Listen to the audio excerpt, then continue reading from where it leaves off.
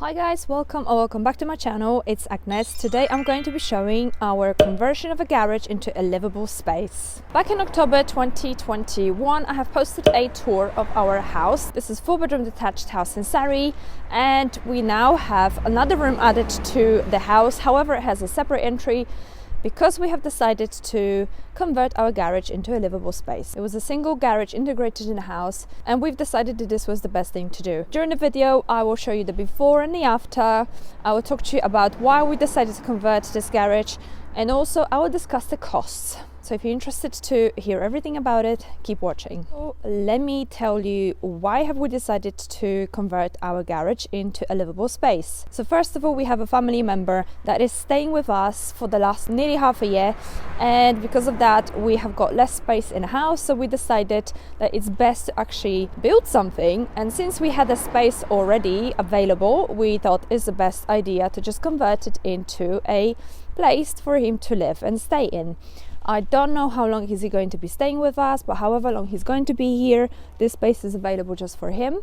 Another thing is that in the future, if we were to expand our operations in the business that we're running, we've got transport business, it will be ideal space for us to have an office. So it's a garage which is converted into livable space with a separate entry, which can provide us a space for an office. Or should we need to, we can always rent it out as a studio or Airbnb. It always provides us possibilities for additional income. So now let me first show you how the property looked before, because where I'm standing in front of it used to be a garage door. So let me just show you how it looked before, and also a little bit what's happened in between, and then I'll take you to the garage inside. So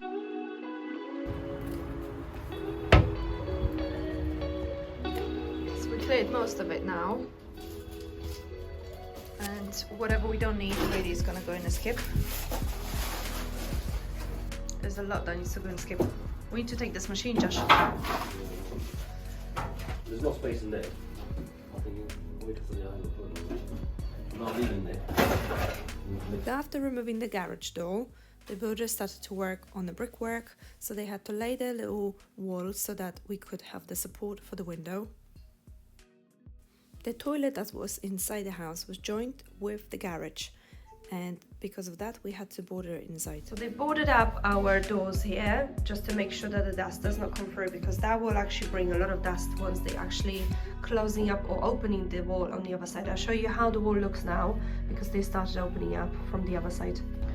So far they have been able to take the ceiling off and clear out the whole kind of things that were standing here, and they've also built up the wall. So this wall will be obviously opening to the window. The window won't be too big, it will be matching the one that is out upstairs. And yesterday the inspector came and just told us what kind of insulation we have to put in to make sure it's all kind of well isolated and does not bring the coldness in a room. So this is the wall that they started opening up. So they've came through to make sure that they can accommodate for the door. You can see through here. I'm just gonna step on the ladder. There is our bathroom. Oh my days. Now I don't know why have I not removed all the items, because now everything is just dirty and dusty. But yeah, eventually this will be the opening to the bathroom. So they've put the beam here, which the inspector said that we need to put in. It's not a supporting wall, because as you can see there is no beam above here, but this wall needs to have a little bit of a beam, and this is just a concrete beam, and it will basically just support the bricks above it. So far this looks like that. Another day of work. So today the builders had managed to put pipes. So I believe these pipes will be the radiator pipes. So we're gonna have a radiator towel rail that will obviously close up this wall with the plasterboard, so that in case we ever wanted to change, you know, the layout of the house and use this up, they can just easily come through, but it's strong enough then to hold the wall together. Then they've also connected some pipings here, I can see. So there will be a vanity unit here with the toilet that will be shifted this way. So today the builders put the door in.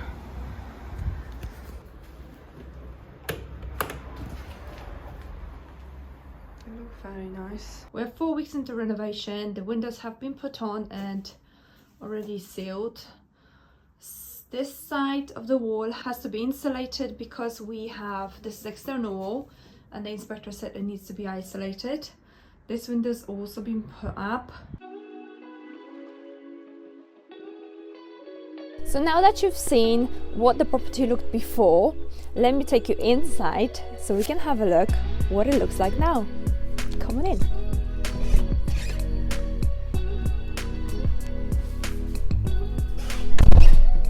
So this is it. It's going to be a little bit echoey because it's empty at the moment, but I will be furnishing it and also decorating it a little bit later in the video. So if you want to see what we've got inside and what it looked like after we've actually managed to decorate this very echoey space, then keep watching. Now I have just reversed the camera to show you, first of all, the bathroom. I'll put all the lights on. So the bathroom has a folded door because we figured this is going to be the best solution for it. And it opens inwards like that. There'll be only one person in here, there is no need to lock it as such. But as you walk in, as you can see, we've got beautiful tiling on the floor. This is from Wix, and we did have exactly the same one in the house, although with a slightly different shade. And we've got grey tiling. It's kind of a matte finish. They're really pretty. Extractor fan is all working. Obviously, this is frosted window. And then here, there is a little vanity unit with the toilet, which looks really pretty. A little light, which does light up. We actually have to take that off, just so it looks a little bit cleaner. There you go. That looks much better, don't it? In here, you got a little towel railing. That is really warm at the moment. And this is a big shower, because although this is a tiny space, I think this bathroom is pretty decent size, and it's like a shower room really, with a nice shower that opens in like that. And in here you've got a shower with the low profile shower tray. And there is still a little bit of space here for, I don't know, maybe towels, so you could put a little storage rack or something like that. So yeah. I hope you like the bathroom. Let me take you into the bedroom. So as you open up here, this is how the space looks from the bathroom perspective.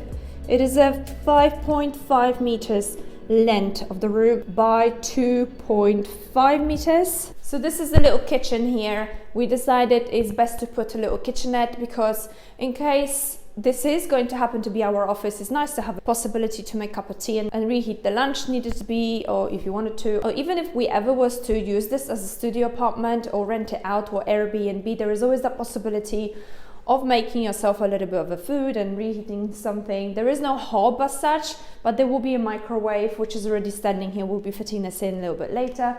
Everything's on the soft closing hinges, and that kitchen is actually from Wren. Which we managed to get for £1,300, which was really good because we managed to get some discount.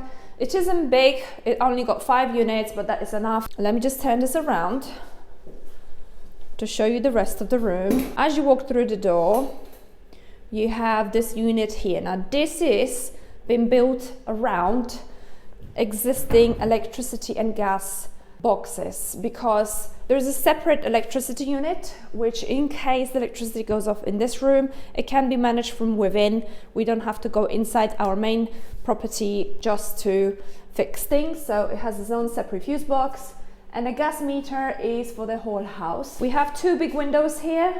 That one is 1.2 meters and the main one is 1.7 meters. They're quite big windows and they let a lot of light in the room. So as I promised, I will discuss the costs with you and how much the whole build cost us. Oh, one more thing that I wanted to discuss with you is the planning permission. Now, some of you might wonder whether we need a planning permission for such build. Because the house is currently underneath the main house, it did not need a planning permission. However, what it did need is the building inspector.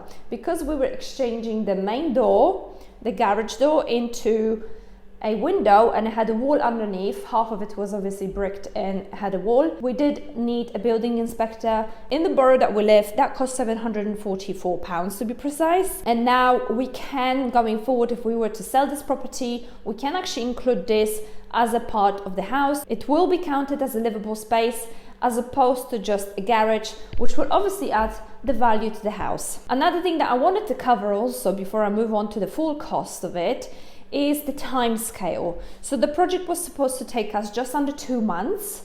However, due to the COVID, our builder gone ill for some time. There were also a few other minor delays, because of which the actual time that it took was just over 3 months. Nevertheless, the build is now complete and we can move on from it, and it looks very pretty. I'm really happy with the finishing touches and the standard that's been completed to. I think it looks really immaculate, and it's, you know, as any fresh build, it just looks really nice. And I wouldn't mind moving into a space like that if I was a singleton with no children and responsibilities, but yeah, that will no longer happen. I've got my big 4-bedroom house to look after, but this is nevertheless a very pleasant space to stay in. Would you agree with me? So let me move on to the most important part that you guys might be looking forward to, which is the cost. The biggest cost that we incurred during the project was obviously the builder and the material itself. We did have a friend actually doing this for us. He's a Polish builder, and I will link his details in the description below should you wish to do such build extension or conversion if you liked. He is specializing in fitting the kitchens and the bathroom. He's done an amazing job doing the rest of the things as well. So should you wish to contact him, I will leave his details below. He actually charged us £20,000 for the whole work. I think it's a very reasonable price for what we've got in the end. We needed 3 skips altogether, and we did have to pay for some of it, so that costed us £380. Not the 3 skips, but we had to pay £380 to contribute towards the cost of it. The kitchen itself, as I explained, was £1,300, and I did manage to get that on a very good deal because it was nearly £2,000.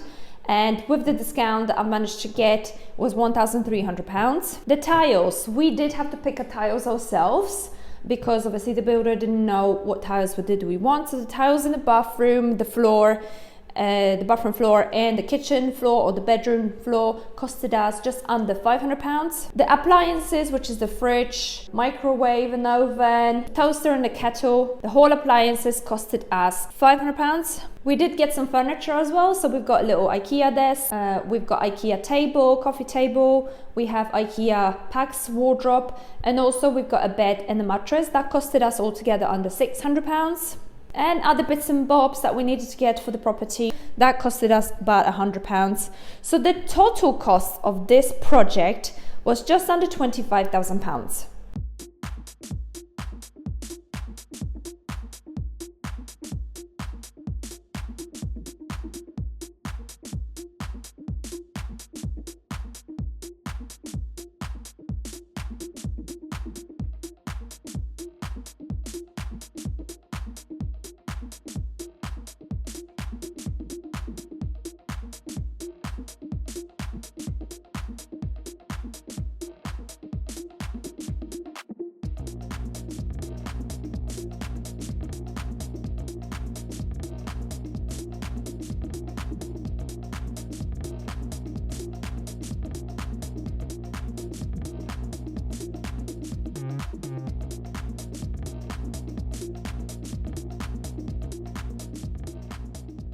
So guys, this is all completed now. The only thing missing now is kettle and the toaster, but I've managed to put the wardrobe together, the fridge is in, the little desk, even pictures hanging.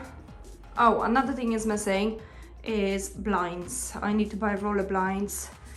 And this is the day bed, and this day bed I got from Amazon. I will leave the link. There's 2 little foldable chairs, which are really good solution for small spaces. They're from Costco actually. And IKEA desk, as you can see. So this is IKEA, the little table, the little desk, the packed storage wardrobe, and that's it. Rest is in IKEA. This is Ren's kitchen, as I said earlier. So yeah, this is all completed, renovated room. What do you guys think? Let me know. I think it came up amazing. It was really spacious, and this is really great space for young individual, even a couple, I'd say. So I hope you guys enjoyed this tour and that you enjoyed the video, and if you did, please don't forget to like, comment and subscribe, and I hope to see you soon. Take care.